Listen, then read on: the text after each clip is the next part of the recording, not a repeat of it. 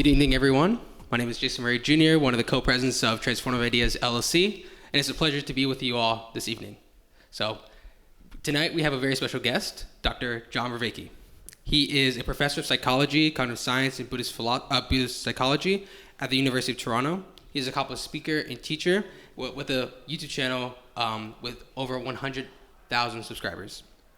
He's currently writing a book on the crisis on awakening from the crisis of meaning, and he is going to be talking about meaning in life and why it matters. So I want everyone to give a big welcome to Dr. John Vervaeke. People are arriving.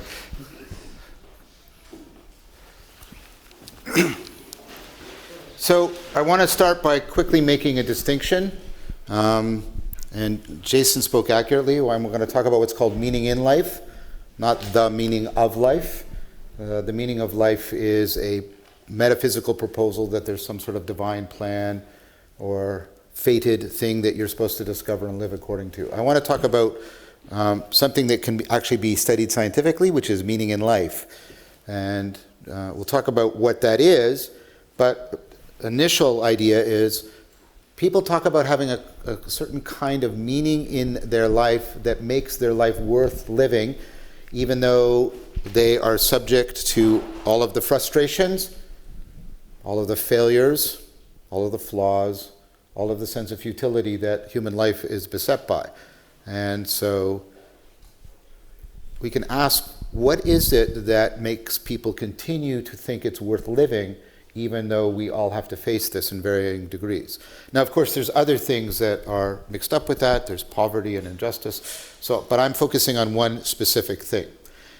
And this has to do with meaning in life and its relationship to the good life, which, of course, is what the course was entitled that I was lecturing on this afternoon, the good life. What is it to lead a good life? And most of us make our judgments about what we should do and our moral behavior based on either an explicit or very often an implicit model of what the good life is. But there is more and more work being done on trying to explicate that. And then what I want to make a proposal to you that's drawn from quite a bit of research. I call it the 3M proposal, the 3 M's that go towards making a good life. And one of them is meaning in life, and we'll talk about that. The other two are morality and mastery. Morality is, in order to have a good life, you have to be a moral person, to do moral actions. Mastery is the idea, and I'm using a term deliberately that has negative and positive connotations, because it can go both ways. But so you can think about a positive connotation and saying something like a masterpiece. And you can think, of course, of the negative connotations in mastery and Hegel's master-slave and stuff like that. And what I mean by mastery is supposed to cover both of those possibilities, but it's about having a reliable control over your environment. Your environment is predictable to you, it's reliable, you can interact with it in a way that you can achieve a lot of your goals. Okay? So there's these 3 things: mastery, morality, and meaning in life. Now, there are 4 components. I'm going to do 2 things. I'm going to first unpack more what meaning in life is, and then I'm going to try and show you why you can't reduce it to either morality or mastery. It's why there are 3 components, and they're not reducible. And then I'm going to try and talk about why that meaning in life is sort of problematic for many people right now. We'll talk about the UK survey from 2019, in which 80% of people said their lives are meaningless. And this was a nationwide survey. So we'll get to that.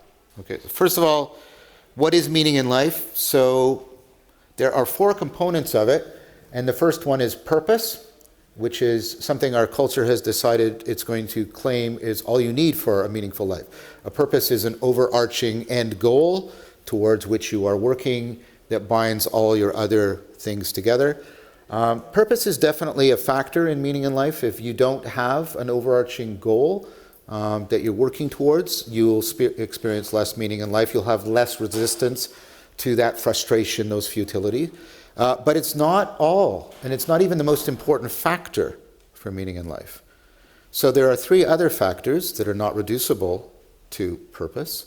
Another one is coherence. Your world has to make sense to you. It has to hang together in a way such that you are not frequently experiencing reality as absurd.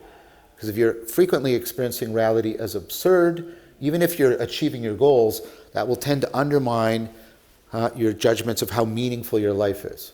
And you can think of a lot of existentialist literature and plays, around this question of absurdity. Albert Camus is famous for his plays and his novels around this. And he was onto something, that absurdity is not the same thing as a lack of purpose. You can have many of his characters in his books, in fact, are very purpose-driven, but their existence is nevertheless absurd, and that's how he structures it. So, you've got coherence. The next thing is significance. People need to be experiencing things that they think are important and real. So this is Nozick's famous, just to give you a philosophical example, the experience machine, right? If I could put you in a machine where you were just experiencing all these wonderful things, would you choose that over your real life? People overwhelmingly say no, because it's not real.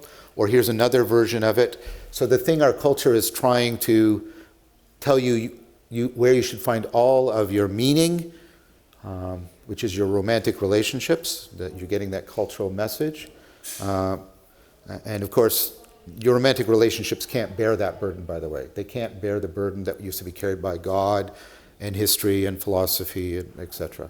And so this is why you have the paradox, I mentioned it in the lecture, that the thing people think contributes most to the meaning in life is their romantic relationships, and also the thing that people think causes them the most distress and most frequently pushes people into suicide are romantic relationships. So relationships, we have very high expectations that are frequently frustrated. But even in that context, I will ask people this question, sort of like say I'm in a class, and how many of you are in satisfying romantic relationships? And those people put up their hands. And I'll say, how many of you want to know if your partner was cheating on you, even if that would mean the ending of the relationship? And everybody puts their hand up. And when I ask them why they've chosen that, like, why not just continue going on? And here's my students, they're very hard bitten by postmodernism and cynicism, and they'll say, then they say it sort of innocently enough, they say, well, because it wouldn't be real. It wouldn't be real. And they invoke realness. So significance is you want your experiences to have some depth, some reality to them. And that, to some degree, overlaps, but is not the same as the fourth factor, which is actually the most important factor, which is called mattering, which is why I put it in the title of my talk. Mattering is to feel that you are connected to something that has a reality and has a value independent of your egocentric existence and concerns. So I can ask you two questions that basically will tell you, or tell me as a researcher, how much meaning in life you have. Here's the first question. What do you want to exist even if you don't? Secondly, how much of a difference do you make to it right now? If you answer the first, but not the second, you're seeking. If you don't have an answer to both, you're actually lacking in a sense of meaning in life. And that is predictive of all kinds of deleterious cognitive, social, and mental health, all kinds of serious repercussions. And this also comes out of what's called the belonging literature, that sense of connectedness. When it's undermined, you suffer tremendously. So, meaning in life isn't just purpose. It involves making sense of reality, getting at what's really real or important, and feeling that you're connected to it and making a difference to it beyond your own personal existence. So that's meaning in life. And when the more people have that, the more they show real resistance to, clinical depression, anxiety disorders, suicide, relationship difficulties, etc. So it's very powerfully predictive. In fact, I would say this, and I think there's a lot of research to back it up. If you don't have this, you're in kind of serious trouble, which makes us have to go back to that UK survey in a minute. So some things you might still think you could reduce meaning in life too. One is what's called subjective well-being. Subjective well-being is, how good do you feel about your life? I kind of like my life. It's a good life. That's called subjective well-being. First thing about subjective well-being, it's not the same thing as wealth and power. So a lot of research, I'm summarizing a lot of stuff because I was told this was an informal talk, so I can say more while being at the same time less rigorous, which is quite wonderful for me. So initially, status and wealth make a huge difference because when they lift you out of poverty. But after that, you have to have huge differences in wealth and power to make very small differences in subjective well-being. So our culture is a little bit messed up because it tells you that subjective well-being is achieved through wealth and power. That's only true at one end of the tail of the graph. It's not true for most of the graph. So you go, okay, subjective well-being, I get it. It's not the same thing as wealth and power. It's about feeling good about your life. And well, that's also not meaning in life. Because subjective well-being and meaning in life can come radically apart. I'll give you the prototypical example, having a child. When you have a child, all the measures of subjective well-being go down. You're not sleeping. You're sick all the time. There's an alarm going off. It's the kid crying. For some reason, you're always wet. You're always hungry. And the person that you have bound your life to doesn't like you anymore. So by all of the measures that people evaluate subjective well-being, it crashes when you have a kid. But if you ask people, well, why are you having the kid if it's making you, they'll tell you, because it's such a meaningful thing to do. Because look at what they're doing. They're connected to something that they want to exist even when they don't, and they think they're making a huge difference in actually shaping this entity into a cognitive and moral agent. So it's profound meaning in life at the expense of subjective well-being. So it's not even that. So it's not wealth and power. It's not how do you feel, how good are you feeling about your life. It's this other thing. It's this connectedness that really seems to be important.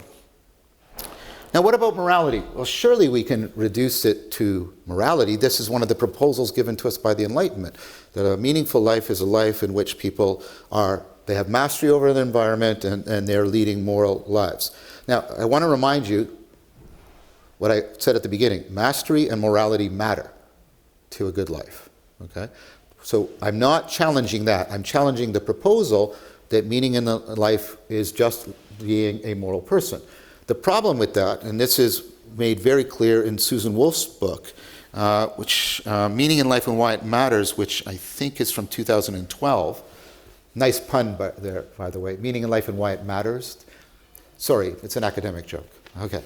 So she basically runs a very sophisticated argument. I'll give you the gist of it. You can consider individuals who are leading, they have all of their material needs are met, including health and everything, right? And they are leading a moral existence, but their lives are nevertheless quite meaningless. And what might be a case of that? So here's a person that's leading they're a very moral person, and they're not suffering, they're not impoverished or anything like that, and they're lonely. They're extremely lonely. Many people would say, that's actually not a good life. The person's honest, maybe even courageous, but they're lonely. They don't have that connectedness. Homesickness. I like to think of myself as a fairly moral person. I try, I aspire to live a Socratic way of life, a life of virtue. I'm not suffering in any way poverty, but I have to travel a lot, and I get homesick. And if I was living the rest of my life homesick, I don't think I'd want to live my life. I think loneliness, homesickness would so weaken me that it wouldn't be worth living my life in the face of all of our faults and failings and frustrations and futility. Another one is grief. Surely you've met somebody who's a morally upstanding person. And again, not impoverished, not disenfranchised, but they've lost a loved one. And they're in profound grief. It's that disconnectedness. In fact, grief is so powerful that it is the cause of suicide. right? Relationship breakup, loss of somebody through death, loss of somebody through divorce. So, this is the kind of argument, and of course, if you want a more technical philosophical argument, read Susan Wolf's book. I'm trying to keep this very informal, but you get the idea. You can't reduce meaning in life to mastery, all those things that give us subjective well-being. You can't reduce it to morality. It's its own thing. Now, I would actually argue that morality and mastery actually, to some significant degree, actually presuppose meaning in life. Now, that's a separate argument. That's not Wolf's argument. That's an argument that I've been making for a few years. But there are people who make an argument convergent. Now, what would be the basic argument I'm going to make? The basic argument I'm going to make is that meaning in life, that connectedness, is actually wrapped up with a very core cognitive ability you have, which is your ability to make sense of your environment, sense making. And that's a very connecting process. It's not just a theorizing thing. So give me a chance, I'll come back to that. I'll talk about some people right now who have a convergent argument with this argument. It's not identical, but it converges. It's independent arguments coming to the same conclusion. So Harry Frankfurt has written a couple books. One is, I always get the wrong purpose, Reasons of Love. That's from 2006. And the importance of what we care about from 1982. He's a philosopher. He wrote this seminal essay on bullshit called On Bullshit, by the way. So it's actually a technical term. It's academically studied. We actually run experiments on the degree to which people fall prey to bullshit, which is interesting. And if you want to talk about bullshit during the question and answer in the right way, I'm happy to talk to you about it. One thing is you should know is you can't lie to yourself. That doesn't make any sense. But you can bullshit yourself. There's an important distinction there. So the reasons of love and the importance of what we care about is that what Frankfurt's basic argument is, and you'll see me buttress this, before you can reason about anything, you have to care about it as opposed to what you're not caring about. And you have to also care about being right about it, care about it if it's true or good or beautiful, etc. And this actually lines up with the third person I mentioned, Reed Montague, who's not a philosopher, he's a neuroscientist, and he has a book out with the wonderful title, Your Brain is Almost Perfect, from 2007. And his basic point, and again, each one of these things I'm saying is, to me, maybe they're striking you this way, they're very tantalizing, they open up whole doorways of discourse. But one of the fundamental differences between you and computers, and why you're still different from ChatGPT and the LLMs, is that you care about information. You care about the information you're processing, and they don't. So this is showing up in them. They will confabulate. They will lie. They're not lying because they don't actually care about the truth. That's the point. They just confabulate. They hallucinate, and they don't care that they do. We can make them do it, but that's because we care about it. Right? Now, the reason why you care about information and computers don't is because you face limitations that computers don't face. But those limitations actually turn out to be really good limitations. And I'm going to come back to that point. So this idea that before you can reason, before you can do anything, you have to pay attention in the right way, care about information in the right way, be connected to it in the right way. And I'm going to build on that. So let me try and get to this. Now, this was where I could really geek out and get all super technical, and I have technical publications around this, but I'm not going to do that. I did it a little bit more formally in the lecture this afternoon, but I'll try and keep it really informally. Okay, so this is something that's really fascinated me. The amount of information you can pay attention to is overwhelming. It's astronomically vast. So you could paying attention to that corner of that square right now, and then look at the point on that chair, wonder if there's any relationship between them, and is there a relationship to that outlet? You could look for patterns. The amount of information in the technical sense of information and the number of patterns available to you is uncountably large. And many of you are not doing it. And what you're saying to me is, well, it's obvious that I shouldn't do that. That's really wonderful. It's true. It doesn't help because being obvious is not a feature of physics or chemistry. One of my projects as a cognitive scientist is I would like to be able to build a machine that finds things obvious in a way that makes it very good at solving a wide variety of problems in a wide variety of domains, like you. That's been the problem we have been facing in artificial intelligence, and we still haven't solved it, by the way, with the LLMs, is why is it obvious to you that you should be paying attention to me? And the amount of information you carry in your long-term memory is overwhelming. Think about everything that's in there and all the ways you could connect it. It's overwhelmingly vast.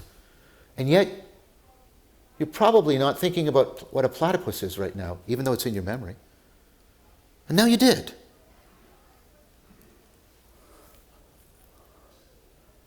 How do you do it? How do you get the right info? Right? And you know, and you don't search your memory like you search a building where you go from room to room. How many of you know Barack Obama's telephone number? Well, what did you do? Did you look through all your telephone numbers? No, you instantly know that you don't know it. How do you do that? How do you instantly know when you don't know something? What action should you perform? Well, you're actually capable of a combinatorial explosive number of combinations. I can do this, I can do this, I can do this, I can do this, I can do this, I can do this, I can do this, I can do this. Like, do you realize? And yet, you're not doing most of those. But you might. And this is what you're doing. You're not searching through all of your memory to see what's relevant. You're not searching all of what you could paying attention to see if it's relevant. And you're not prying out all these actions to see if they're relevant. You're zeroing in on what's relevant right here, right now. It's obvious to you. Do you understand? We don't know how to give that ability to a machine. And it's bound up with the fact that you don't just react to things immediately, you anticipate the future. In fact, you will judge the intelligence of a creature by how far it can anticipate into the future. The frog is less intelligent than the cat because you see your cat anticipating your thing. But the dog, by the way, dogs are more intelligent than cats. That long-standing religious dispute has largely been resolved, right? Dogs are more, because they can actually anticipate further into the environment. But here's the thing. You know that problem I just mentioned about relevance realization? The more you anticipate, the more that problem goes up exponentially. Because you have to consider so much more. Because now you're considering all the possibilities of all of those three things. What to remember, what to pay attention to, and what to act on. And you do it like that. And you do it in a wide variety of domains, in a wide variety of problems. Now here's the thing. There's work being done on that. So my professional bias is that the integration of the work I've done on relevance realization and what's called the predictive processing framework will actually give us an answer to that and might actually bring about actual AGI, which is terrifying, but like you have to hold this in balance because if we don't understand this, it's also terrifying. And if you want to know about that problem, read my book, Mentoring the Machines. I'm not going to get into that right now. If you want to talk to me about it later, we can. Okay, so I'll put aside and just ask you to trust me that there's some good progress being made on answering this, and I'm going to say things on the basis of that progress. Is that okay? Go back to Montague. Anticipating the world is, right, you're not just predicting the world, you're predicting the world so you can prepare for it. Right? You're taking care of yourself. And relevance realization is you care about this information rather than that information because you are the kind of entity that is making itself. You're a living thing. You are taking care of yourself moment by moment. That's what it is to be a living thing. You're not just self-organizing like a fire. You are self-organized to seek out the conditions that produce, protect, and promote your ongoing existence. That's how you're different from a fire or a tornado. But it's how you're like a paramecium. It swims away from the poison and it swims away towards food. Do you understand? You are constantly taking care of yourself. So think you have real needs things that literally matter to you. You have to put matter in your face hole. There are things that are literally important to you. What does import mean? Take into oneself. It's funny that we use mattering to talk about this deep connection, because physical mattering is a part of mattering. Okay? You care about this rather than that. And it shifts around, it's constantly evolving. And what I'm trying to get you to see is that this making sense of your environment, this relevance realization and anticipation, is not cold calculation. In fact, it can't be calculation. If I was to try and logic my way through what I was just talking about, or math my way through it, where I'm working according to standards of certainty, I would have to search the whole space. If I tried to be purely logical about anything, getting up and leaving this room and checking all of the available information, all of my memory, for all possible contradictions, all coherence and incoherence between my actions, it would take me the rest of the history of the universe to do that, if I tried to purely logic my way through it. You can't do it. By the way, that means rationality is not equivalent to being logical. Rationality is about where, when, and to what degree you should be logical, which is a much harder problem. Okay? So, that means that whenever you're doing relevance realization, you're caring about this, you can't work according to certainty, you're taking a risk, you're committing your precious attentional resources and time and metabolic energy. You're giving up opportunities to be doing else. So there's a risk. It's affectively laden. There's levels of arousal that are going in. If you are not, and I don't mean sexual arousal, I mean metabolically aroused. And if you don't calibrate your arousal correctly, you're falling apart as an agent. So all of this affect, all of this sense of risk, of commitment, we actually say paying attention. It's costly. It's risky. Because if I'm caring about this, I'm actually ignoring so much information. And that means I'm always prone to getting it wrong. Every year, up until the invention of cell phones, people used to do this. They used to go into an area where they knew there was flammable gas dispersed and it was in darkness, and they would strike a match because they wanted light. Because what's normally irrelevant about matches is how much heat they generate, because it's very little and it's very brief. But when you do it when there's gas around, guess what you do? You explode it and you kill yourself. You can't pay attention to all the side effects, but you can't afford to always ignore them. So what happens is you have a process that's constantly trying to correct how you're framing things, what you're paying attention to, what you're aroused by, what's grabbing your attention as salient, what you're affectively committing yourself to. It's called insight. Insight is when you realize that you've framed things incorrectly. So I can give you technical or cognitive examples. I'll give you an emotional, existential example. And this kind of stuff comes up in therapy. People will say, oh, I thought she was angry, but she's actually afraid. I've misframed this, I've misunderstood this, I've misinterpreted this. What I thought was important or relevant is just I just got it all wrong. I have to reformulate everything. Those aha moments are indications that you are actually perpetually susceptible to self-deception, ignoring what you should actually be paying attention to. But you can't solve that by paying attention to everything. So now you're in a bit of a bind. You've got to get it just right. You've got to pay attention in a flexible, evolving way that's constantly shifting as the environment is shifting. Just the same way that life is constantly evolving across species to stay fitted to an environment.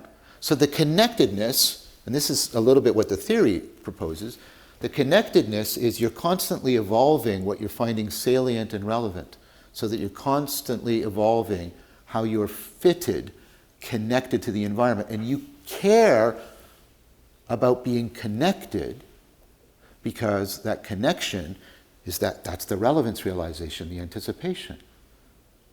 That connectedness that's at the core of your sense-making, normally you're not paying attention to it, you're paying attention through it. I use the metaphor of my glasses. They frame my awareness.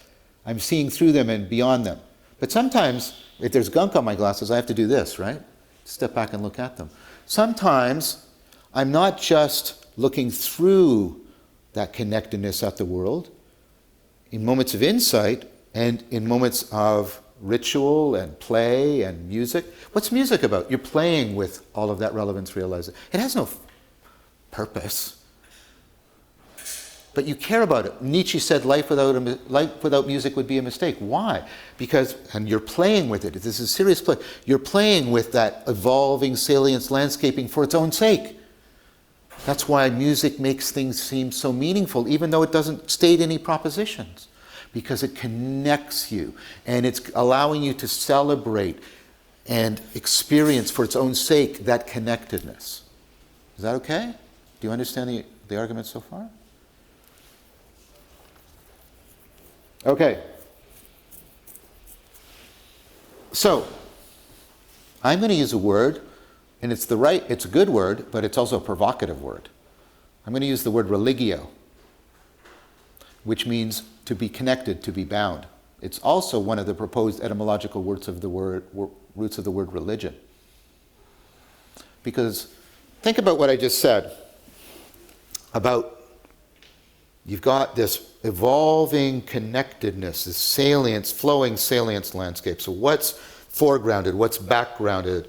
How much are you focusing on it? How much are you leaving the details aside? And there's no right answer to it. There's no final answer. You can't calculate your way through it. It's constantly shifting. Your left big toe, you paid attention to it right now. Because that was the best way of connecting to the words I just uttered. You weren't doing it before, I hope. Because if it was, you're either weird or something's wrong with your toe. Right? Okay. So, think about this. The very processes that make you intelligently adaptive and give you your cognitive agency make you perennially prone to self-deceptive, self-destructive behavior. And those processes are very complex and self-organizing and working at multiple levels. So, how many of you are understanding the words I utter? Yeah? How many of you can tell me what's going on in your brain so you can take the noises coming out of my face holes and have ideas in your mind? Yet you're doing all kinds of relevance realization. So much of this is unconscious. Do you understand? It's happening at many levels: conscious, unconscious, interpersonal, transpersonal, etc. Okay? Very complex. And the more complex it is, the more ways in which you can also deceive yourself. So, one of the things you do to avoid searching everything is you make use of shortcuts called heuristics. So, for example, if I was to try to calculate the probability of events in this room using formal probability theory, it will become combinatorial explosive. I can't do it. That's not how your brain has evolved to judge probabilities. You use two heuristics. One is the availability heuristic. You say, if I can easily remember it or imagine it, it's likely to happen. You use another one that's called the representative heuristic. How prototypical it is for the class of events, the more prototypical it is, the more it's like a really strong instance of that category, the more likely it is. So people will say that robins are the most frequent birds. They're not. They're actually quite infrequent. Now let me give you an example of this. And this happens to me all the time because I travel in the airplane. So you take a friend to the airport and you say all the euphemisms to them for don't die. You're basically saying don't die. And what you're saying is have a safe trip. Text me when you get there. Because if the plane is about to crash, you can say, wait, I have to text. And the plane will right itself. Right? So you do all these euphemisms for don't die. Because what's going on? You can easily imagine a plane crashing. It's a big thing of metal, and your Homo erectus brain goes, big metal, fall easily to sky. Fall easily out of the sky to the ground. Okay? So you can easily, and when a plane crashes, it's a tragedy. It's a disaster. And it's in the news. So don't die, don't die, Don't die. And then without giving it a second thought, you turn and get into the North American death machine called the automobile that kills more people than most diseases. I think it's the second or third biggest source of death for your age group. Do you see? So you can't do the probability. So you have to rely on these heuristics, and they sort of guide you where you should pay attention, and they're really adaptive, but you pay a price. They deceive you. Now think about this happening at that multi-level. So a bad event happens to you. And so your brain is trying to anticipate, when is another bad event going to happen? So it's going to use the availability heuristic. Well, how easily can I imagine such an event? Well, you're just in one, so guess what? You can imagine it quite readily. So you're convinced another bad event is probably going to happen. And this was a very bad event, so it's very emotionally salient to you, so it's very representative. So those two start to confirm each other. And then you have a thing called encoding specificity. You tend to remember things dependent on what your bodily state was like. So if you're really sad, you remember things that happened to you when you're really sad. If you lose your car keys when you're drunk, by the way, you should get drunk again because it will help. You just won't care about what your car keys are. Right? If you are studying for a test and you took aspirin, take aspirin when you take the test. It'll actually predict an improved performance.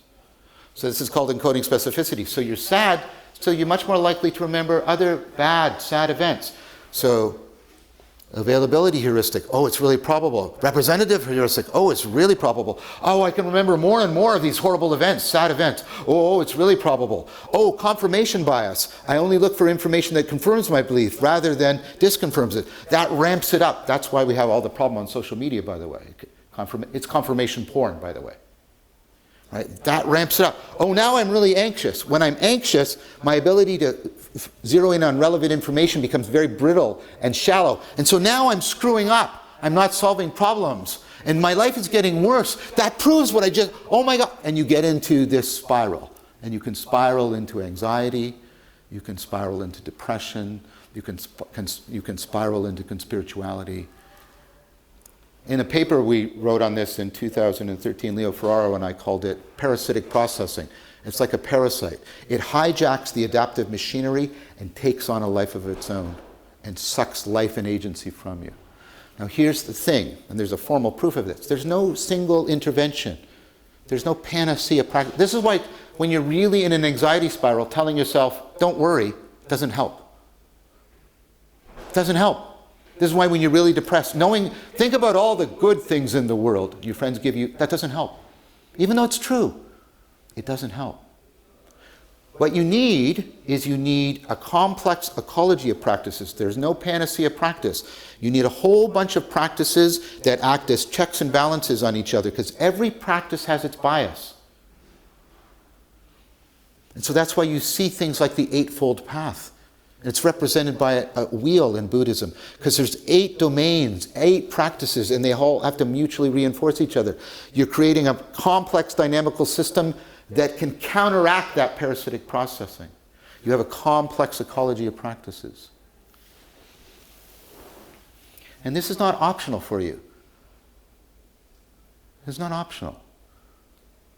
Self-deception is right? Having to deal with self-deceptive, self-destructive behavior, parasitic processing, is not optional for you. Now I'm going to say something that would have sounded trite before. Across cultures, across history, the ability to create ecologies of practices that intervene to reduce self-deception, but still nevertheless enhance that connectedness and meaning in life, they were called wisdom cultivating practices. Knowledge is about overcoming ignorance. Wisdom is about overcoming foolishness, and that's a different thing. Wisdom is not optional to you. You're either cultivating it disciplined with an explicit philosophical framework and scientific backing, or you're doing it haphazardly, unconsciously, autodidactically, which is a disaster. Because those are the things that tend to make you prone to self-deceptive, self-destructive behavior. Now, the thing is, those ecologies of practices, they have to transfer well. Remember, you are a general problem solver in multiple domains? When I'm doing these practices, I need the effect to not stay in the practice. I need the effect to transfer broadly and deeply to domains of my life and to levels of my psyche. Remember, it's happening here. It's all through. Tell me an area of your life where it's not possible for you to be foolish or self-deceptive. There is no such area. It has to apply very broadly, and it has to apply through all the levels of your psyche. What helps do that is a framework.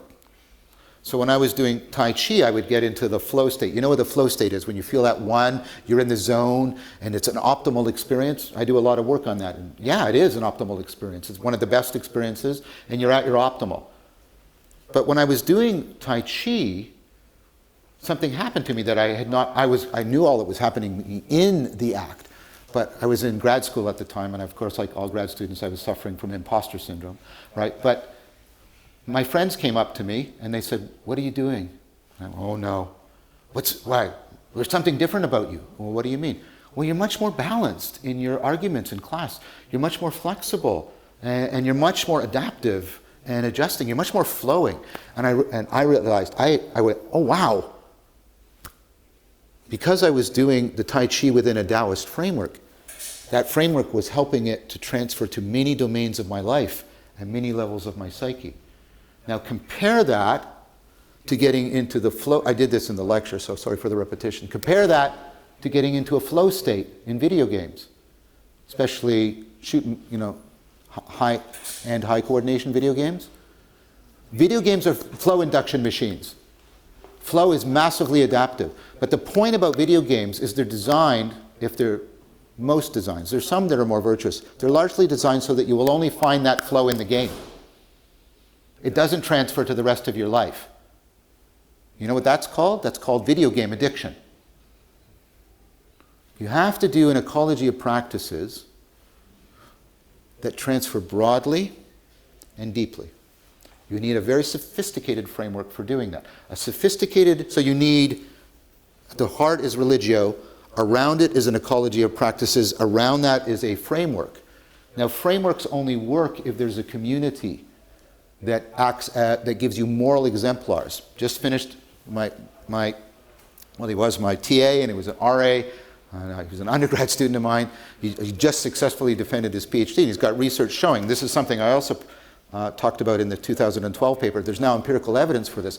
When people are engaging in personal projects in which they are trying to aspire to being better than they are, most of the things they think that will predict carrying out that project, I'll write, I'll affirm it every day. I will do this. I will lose weight. I will lose weight. I will lose weight. I will lose weight. Right?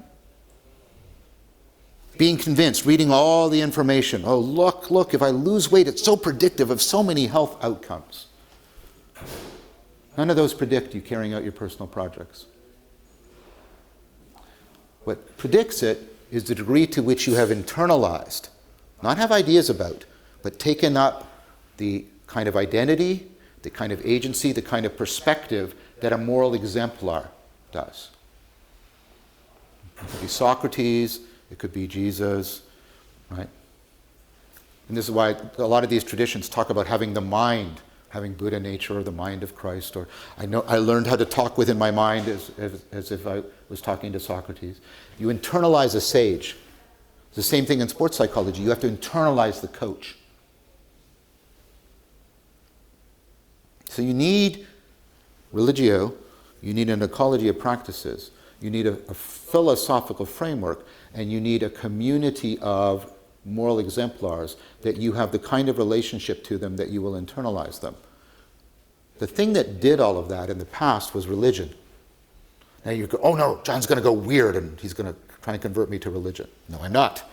I'm not here to argue for some kind of crypto-nostalgia. Okay? Neither am I here to argue for some utopic vision of the future. I want on my tombstone, neither utopia nor nostalgia. Put that on my tombstone, please. Okay, that's not what they're going to put on the tombstone. They're going to put the damn 9-dot problem on my tombstone, but that's another thing. Okay, so here's the issue. The place you used to go to cultivate wisdom in this way that I've described it to you were religions. And wisdom isn't optional for you. But for many reasons, and I can't go into the complex history of it, watch my series Awakening from the Meaning Crisis, religion,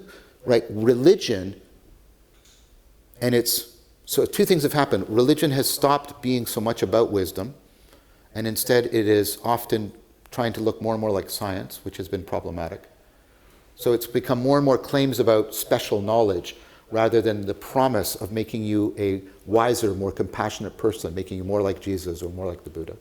No, what you want is your metaphysical fire insurance so you don't go to hell, and you want to have a reserved location in the endless vacation that's called heaven or something like that. And I'm making fun of it for a reason, because we think that's what it's always been, and that's not what it's always been. But religion has become optional, and most people are not participating in religion, not because they disbelieve in the propositions. It's not a question of truth as much as it's a question of relevancy. It doesn't matter to them. So here's the issue. The thing that used to do all this work for us, meaning in life, overcoming self-deception, cultivating wisdom, we don't want it anymore. We tried alternatives in the 20th century. We tried these sort of world frameworks, pseudo-religious ideologies like Nazism and communism, Stalinist communism, and they drenched the world in titanic amounts of blood. And it's like, I don't know. And so, where do I go? So we have this new category, the nuns, N-O-N-E-S's. They don't belong to any religious organization, but they're not predominantly atheists. They fall into this, and we were arguing about this at dinner, spiritual but not religious, which means there's an intuitive sense that I need to be cultivating wisdom and meaning, but I don't want to belong to any institutions because institutions go crazy and wrong. But here's the thing you need to know. Trying to do that on your own is really, really bad too, because when you're isolated, all of that parasitic processing is not checked by anything. And you don't have moral exemplars that are other than you. And you don't have a framework other than your egocentric one. And that means you can't actually deeply satisfy meaning in life, because meaning in life is about being connected to something that transcends you. So it's very problematic. So what's happening is religion is declining. We've tried some alternatives, pseudo-religious replacements. That was a disaster. We're trying to do it on our own, but we have problems. I'm a little bit hesitant about this language, but we have, and they're actually conjoined. We have a narcissism epidemic and a nihilism epidemic. Now, they're just two sides of the same coin. Nihilism is, nothing is meaningful. There is no meaning. Nihilism. And narcissism is the subjective version of that. Well, there's no meaning except me, please me. Vacuous hole that's just going to suck in all attention. All attention. It wants religio. It's a starvation, a famine for religio, and it thinks that egocentrism is going to satisfy meaning in life. It's just the same thing, same problem. So why did religion decline? So I'm a Canadian, so I get to talk about your politics. And you can't hate me, because I'm going to say that both the right and the left give the wrong story. The right says, as religion goes away, chaos ensues, and there's crime. And so take a look at Phil Zuckerman's book, Society Without God. And of course, you also have Enlightenment Now by Steven Pinker with all of his bloody graphs. And what you see is that's actually false. As societies have become more secularized, in general, crime has gone down. Right? Violence has gone down. All of the measures that we use to evaluate how healthy a society are, now I'm using my language very carefully here, they've improved. And so we're liable to think, what drove religion out was sort of science. And there's one sense in which that's true.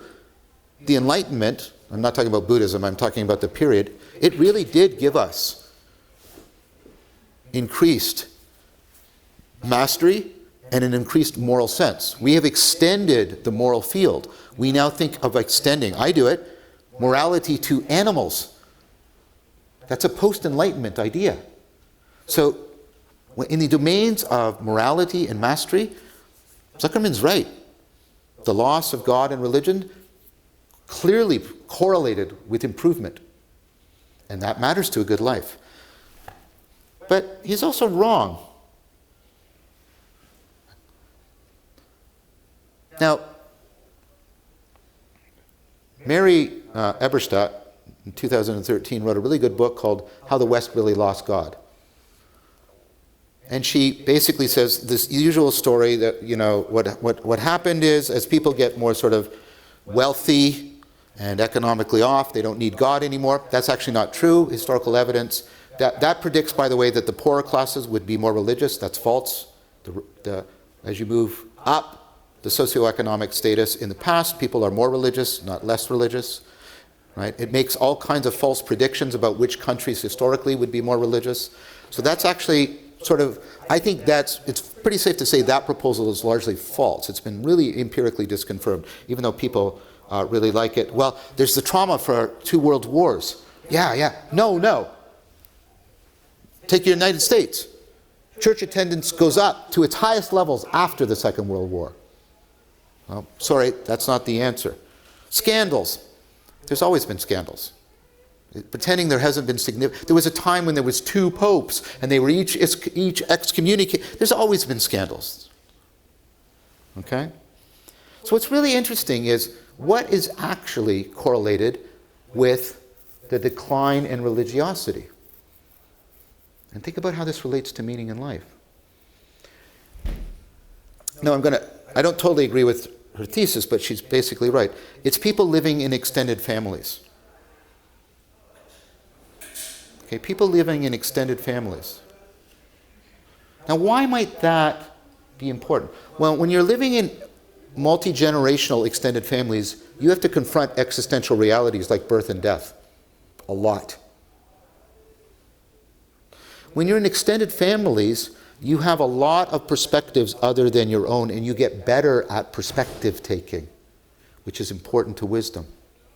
You are connected to people who can serve as moral exemplars. So extended families are actually correlated with religion. And it's not the way we think. Religious people have extended families. The causal arrow goes as much the opposite way. Living in extended families is predictive of people being more religious. You know when you can actually point to when there was a huge, so there's been an ongoing decline with blips since the scientific revolution and all that stuff. Nietzsche's right? But there was a dramatic increase in secularization, and it takes place, and the pivotal event isn't 2 world wars, it's not people coming out of poverty, it's not scandal, it's the invention of the birth control pill. And I'm all for the birth control pill, I'm not here saying anything about it. But what happens is, it makes it possible for people to not have to live in extended families. It starts to fragment people, and then that's exacerbated by urbanization and the Industrial Revolution that smashes and tears apart extended families. Now, by the way, not nostalgia. I'm not telling you should go and join extended families, right? But what I'm saying is a lot of the wisdom, meaning-making, religio-connectedness machinery was actually carried by families and other similar structures. And religions actually picked up on that. This is why they would use familial language, father, brother, sister, as a way of trying to take that machinery and expand it. Christianity wins the Roman Empire because it takes the agapic love that you don't love a child erotically, that's really sick and evil. When you bring a baby home from the hospital, they're not your friend. Let's go out and see a movie. You don't love them erotically. You're not trying to be one with them. The project is trying to become what was one becomes two. You're not trying to be friends with them. Luckily, when they're older, my older son is 27, he's now a friend. But they're not friends. The love you have for them is agapic. It's like magic. Like if you love this entity properly, and we all screw up and fail to some degree, but if you succeed enough with agapic love, you turn a non-person, I don't mean morally, I mean cognitively, into a person. It's like if I could stare at this couch long enough, it would become a Ferrari. It's like magic. And what Christianity said was, and I'm not a Christian, Christianity said, you know, all the people that the Roman Empire said aren't persons, the women, the children, the non-Romans, the sick, those defeated in war, come to us, we'll turn you into persons by giving you agapic love. It took something out of the family and extended it into a cultural framework, and it captures the Roman Empire. Because when everybody else leaves, like during plague, the Christians stay and take care of people. So, the left and right are both wrong about why religion went in decline. The right misses the fact that we've had a real significant improvement of two of the main drivers of a good life, mastery and morality. It's clear. But it's wrong about meaning in life. That has suffered dramatically. The left is wrong in thinking all we have to do is go back. We can't go back. We can't go back. What are we going to do? Take the pill away? Take science away? Like, we can't go back. So, what do we need? Well, you need something that can cultivate wisdom. You need ecologies of practices, you need communities, you need frameworks. You need something that is doing what was an offer in the Platonic tradition in the original academy. The academy was also joined to the gymnasium and to the shrine. You need all of this complex ecology. You need moral exemplars like Socrates. And you need to be cultivating virtue. Virtue integrates all of these things in you. It also is related to virtuosity, which is mastery. But it also connects you. And to be virtuous is to care about things in the right way, at the right time, to the right degree. This is Aristotle.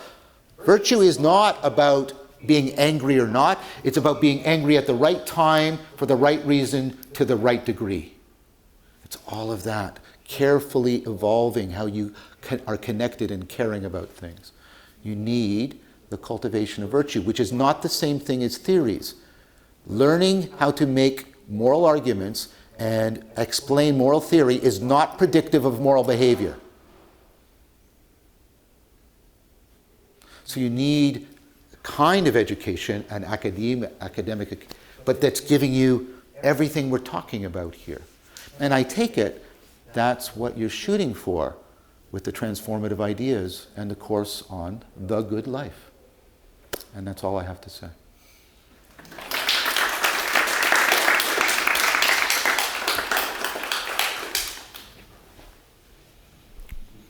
All right. Thank you, Dr. Vervaeke. And now we have questions. Can everybody start calling me John? Oh, yeah, John. Yeah. Go on. So, yeah, if you have any questions, please raise your hand and I can be able to bring the mic to you. Yeah. Hi. So we met earlier. My name's AJ, by the way. John, hi, AJ. Nice to meet you officially.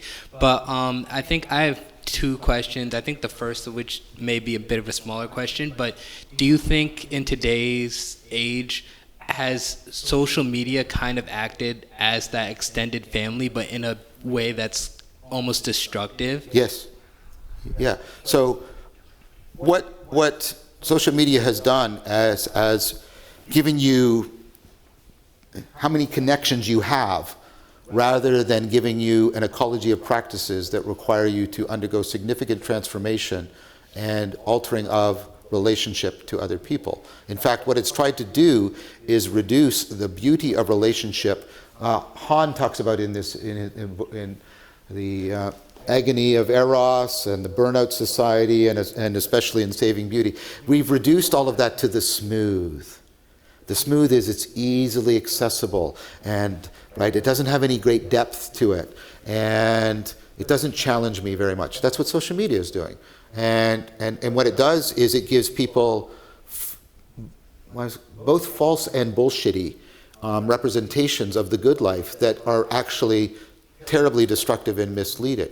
And so social media hijacks your adaptive need for profound connectedness, but it manipulates it often against your best self-interest. Got it. And then my second question was, I guess... Can I say one more thing? Sorry. Of course. I am trying to exemplify and demonstrate that social media, things like YouTube, can actually serve the function of deep, transformative education.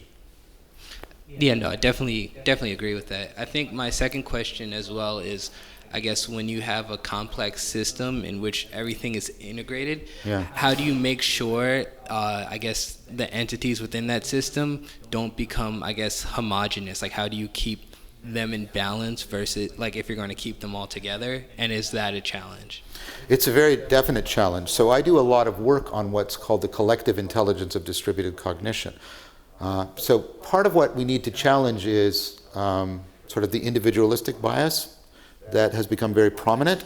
So there was a very important thing that happened when we sort of recovered, right, the value of the individual and the moral importance of an individual. But again, there's a sense of losing too much of the baby with the bathwater, because most of our problem solving is not done monologically as individuals. It's done dialogically with other people. You can even show that experimentally. So you take a standard reasoning task like the waste and selection task or something like that, and you ask really highly educated, right, like smart individuals, psychology students at high-tier universities, they're the participants in most of our experiments, to do this, and only 10% of them get it right, reliably, since the 1960s. It's a very simple test. They reliably get it wrong. I can show versions of it and things, and it's, right? But if you allow 4 people to talk together, the success rate goes from 10% to 80%, 82% reliably. That's just one example of many things. No one person navigates a ship. It's a whole bunch of people with technology working in a system. Who's the person who's running this universe? Well, there's no one person, right? Who's the person who's tracking climate change? You can't do it. You need people around the world, lots of equipment. Global warming takes the collective intelligence of distributed cognition. Can you see evolution as an event? Of course not. It takes a whole community of scientists and technologies to do it. So you need to understand, right, the power of the collective intelligence of distributed cognition. And that is part of how you have to frame that. That distributed cognition doesn't work well with homogeneity. Imagine if you're trying to navigate a ship and everybody wants to be the captain. It's not going to work.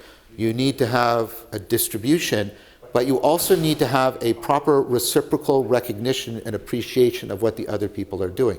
That's part of the problem with a sort of a rampant individualism.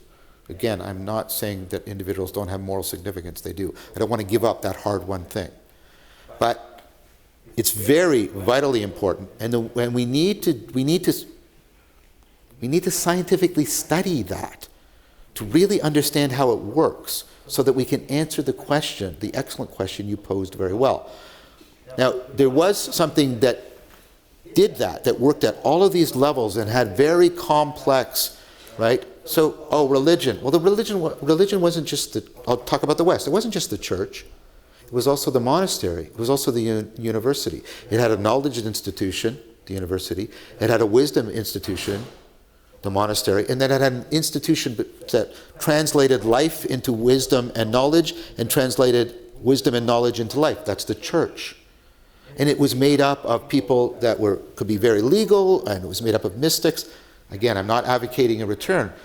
Religion did what you're talking about because it had an implicit understanding of it.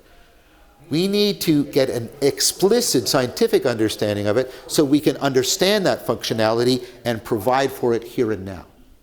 Sorry, that was a long answer, but it's an important question you just asked. Thank you.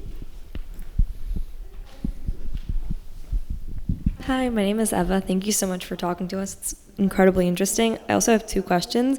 The first one, when you were talking in the beginning about how important it is to know how to focus and how we focus on so many things without even realizing it, I started thinking about ADHD. Sure. And how there's a link a lot of the time between ADHD and anxiety, and how we've noticed like an exponential growth in ADHD in the past, I don't know, 10 years or whatever it is, amongst especially like teenagers. And I was wondering if you think that's any way contributing to the issue of a lack of meaning, if our like decreasing ability to concentrate and focus is somehow interrelated with that. Yeah, I skipped something that I promised to get back to, and I'm not going to really selfishly use your question to do that, which is the UK study, which is 80% of people said their lives are meaningless. 43% thought it had to do with their finances, even though we have the overwhelming amount of information that's not the case. Because most of those people are not in poverty, right? 34% said it had to do with mental health issues, with anxiety. Typically, the problem with anxiety is it can be psychopathological, but it can also be existential. Like when you're anxious about whether or not your life is meaningful, that could be because there's some pathology, but it could be just because you're waking up to the world you're in. See, this is part of the revolution that's happening right now. This goes back, right? To connectedness into other people. Don't think of cognition in your head. That's a Cartesian model. Think of your cognition between you and the world, how you're connecting.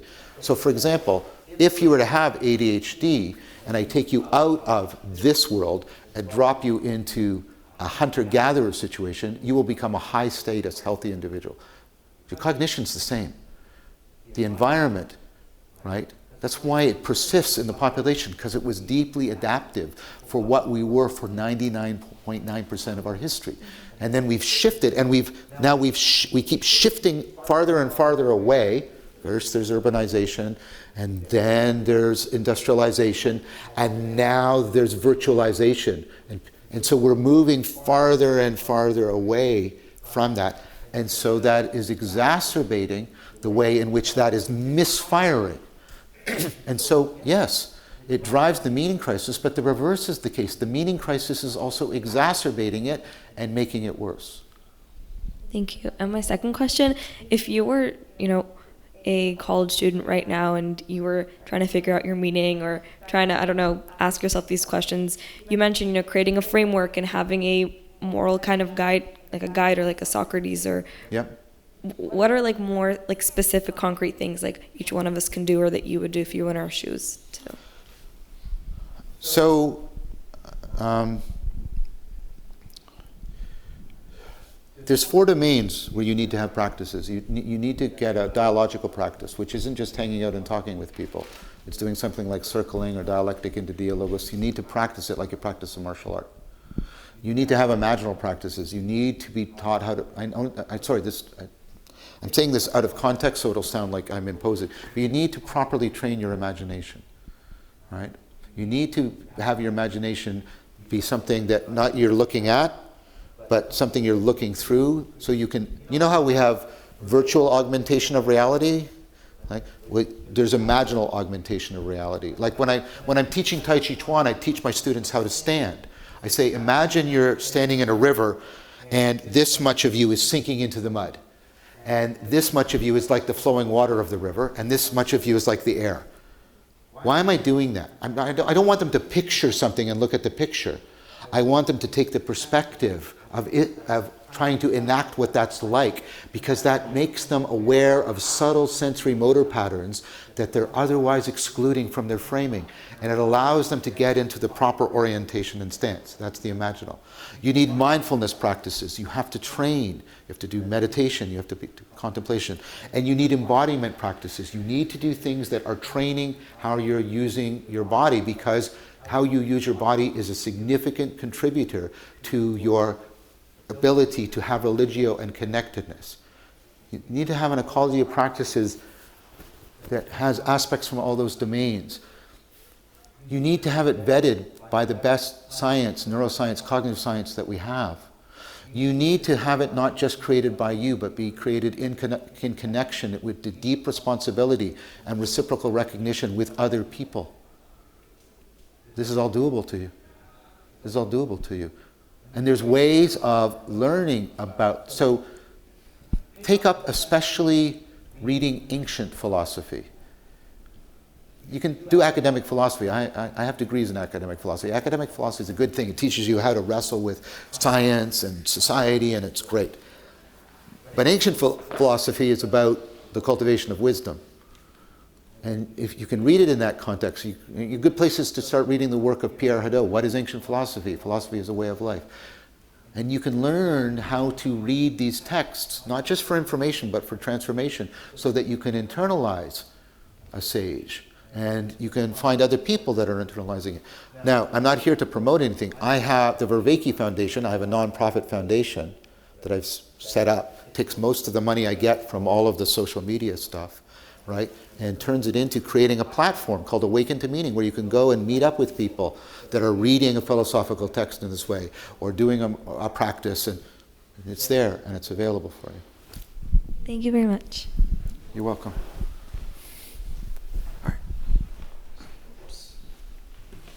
Is it going to reach? Hi again. Because you spoke about how viewing your life, and correct me if I characterize this wrong, but viewing your life as absurd correlates with viewing your life as less meaningful. Yes. Because that's true, would you recommend to people adopting a very particular worldview or tradition or religion? For example, if you're at the brink of, believing in something or subscribing to a certain ideology, but you have reservations, would you recommend somebody dives in order to view the world through less noise and absurdism, or is it okay to kind of remain skeptical even if that has that trade-off of viewing things as more absurd? So I don't recommend doing that. Your question is a good question, so my distress is not over the question. It's about how to answer it appropriately. If you frame these things in a utilitarian framework in terms of their instrumental value for getting you to X, they will actually fundamentally fail for you. Your relationship to them is religio. It's you have to. And I mean this very seriously, you have to fall in love with it. And only then will it have what I'm talking about. In philosophy, philia, fellowship and friendship, love of wisdom. The shared love of wisdom. You have to fall in love with wisdom. You have to fall. Now, of course, love, like, what's interesting about love is it's not an action. You can't, you and me, we're in love now. There we go. All right? And you can't, I'm just going to love that. It doesn't work. You've probably tried that sometime in your dating life. Like, I really wish I could love you or fall in love with you. You're great. You're wonderful, but sorry, just not there. And that I'm old enough that that's happened a couple times in my life, and it's like, wow, that really sucks, right? But it's not passive. I'll just sit around, and people will become my friends. It doesn't work either. You have to do this thing where you participate in it. Plato's notion of participation. You have to find that sweet spot between action and passion, where passion means receptivity, right? And so you fall in love with these things, and so you have to do the kinds of things that you do in other domains that help you to fall in love with something. How did like at one point let's say you love soccer now. At one point you didn't love soccer. How did you come to love soccer? Well, you didn't necessarily commit to right, I'm just going to make myself love soccer. It won't work. You do serious play with it, and you get other people, and you test it out, you try it out. It takes or it doesn't. So you can't just I wouldn't recommend that sort of, I don't know what to call it, sort of very stark leap of faith. And again, Kierkegaard said the leap into faith. He meant more like you put yourself in a situation where you'll be drawn into it in a powerful way.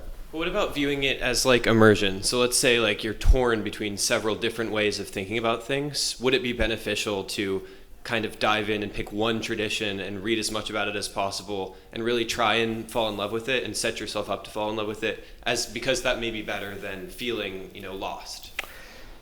So that's an interesting question. And so the traditional answer, which I'm going to disagree with, is yes, you should be a purist, you should pick one path, and you should commit to it. That's not actually a very good answer cognitive scientifically, because it tends towards the There's a panacea practice, there's a panacea place.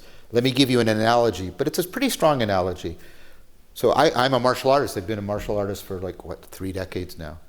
And I grew up with the traditionalist bit, just do the art, just do the art, just do the art, and look at the... And then these people get their asses kicked by MMA all the time, regularly, reliably. Because, now the MMA person isn't a dilettante, they don't just dabble.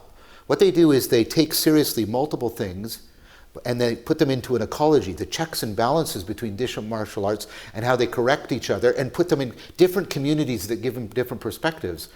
And so again, I would recommend doing that, doing something like that. Thanks again.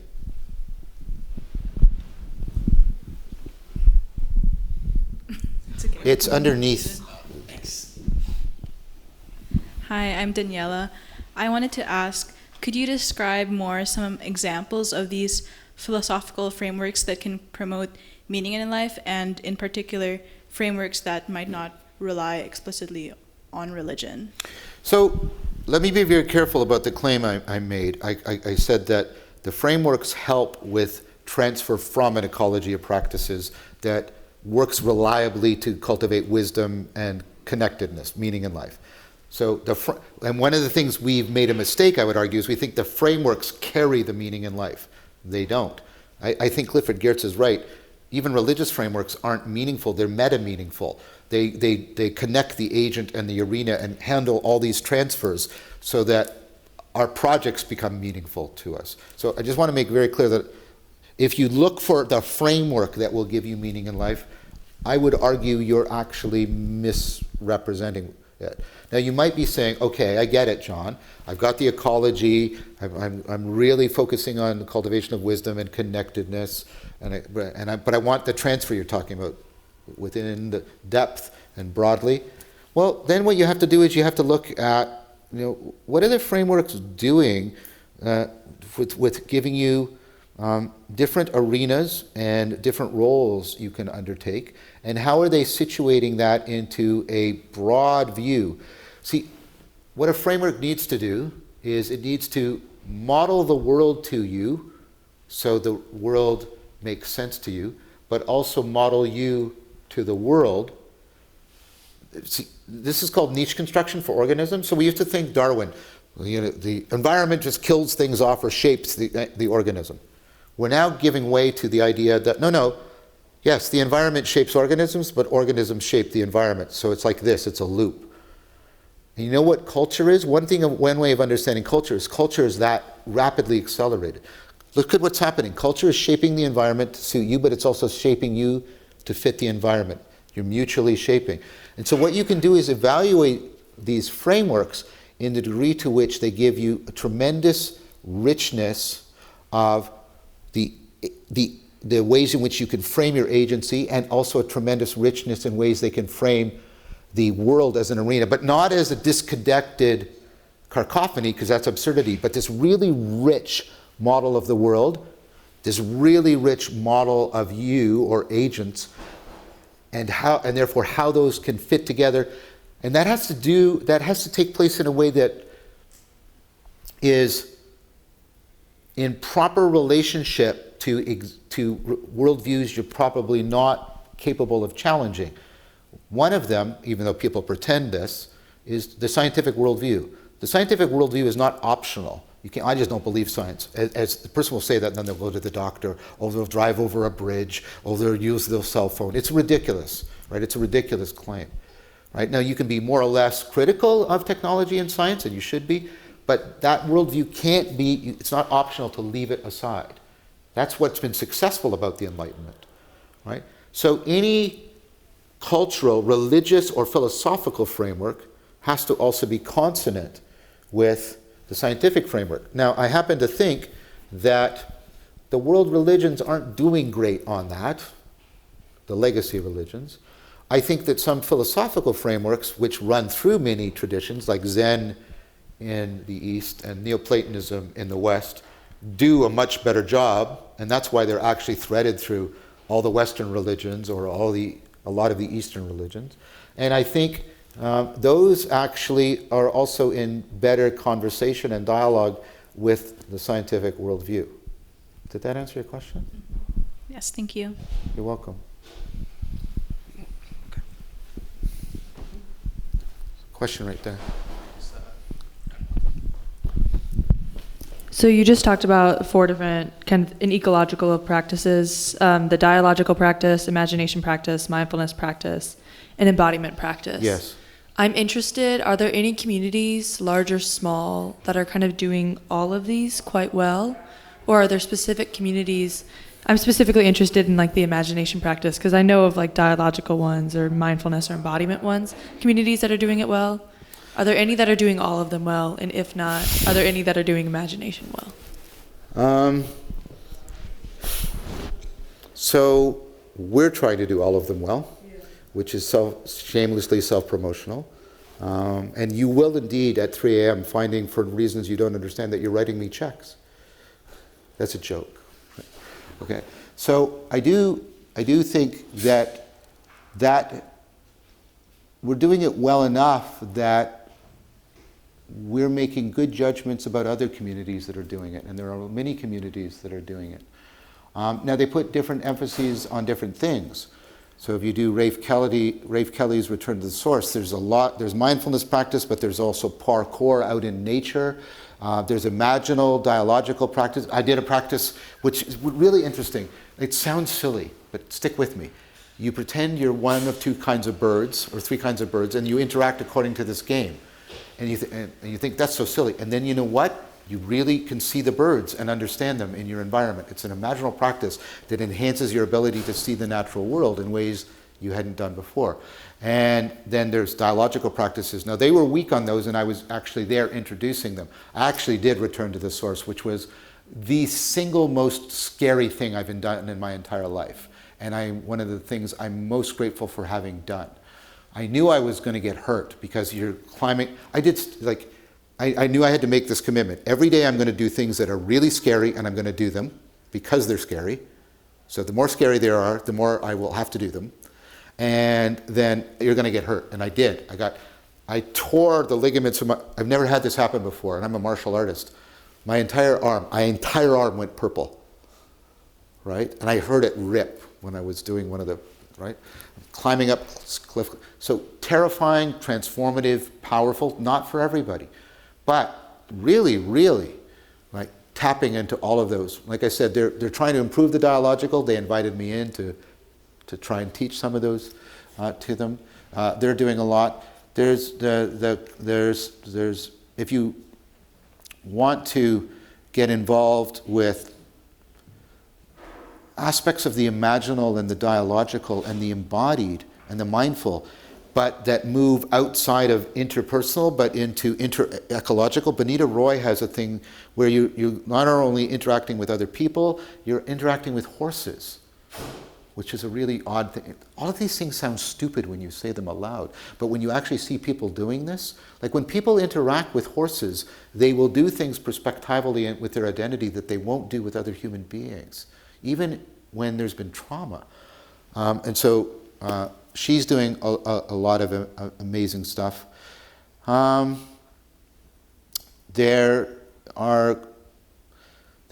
a community that sort of was taking shape online. Peter Lindbergh had the Stoa, but I think he's now sort of stepped away from that, in which they were trying to do imaginal practices, dialogical practices, and mindfulness practices. You can't do embodied stuff very much online very well. Those are the few that come to mind immediately. If you go on to Awakening to Meaning, we actually will we will actually connect you to people other than the Vervaeke Foundation. There's Iris Stenberger. She has the Wise Projects. So what she offers is you take a personal project you have to her, and she will take you through a series of practices, dialogical, imaginal, mindful, some embodiment, to try and help you to cultivate wisdom in conjunction with undertaking your personal project. And she's made explicit use a lot of my cognitive scientific work and some of the work. So if you go to the Awakening to Meaning platform, you'll meet Rick Rapetti. There's just a lot of people doing a lot of stuff that answers your question. Thank you. And that's one of the functions of the Vervaeke Foundation, is to try and make that accessible to people. All right. Thank you so much for your questions, and that will wrap up our formal Q&A, but I'm sure John will stay for a few minutes just to answer some informal questions. And there's also food in the back that we'll try to hand out. So thank you everyone for coming, and thank you for watching. Thank you, everyone. Yes. And give them a round of applause. Yes.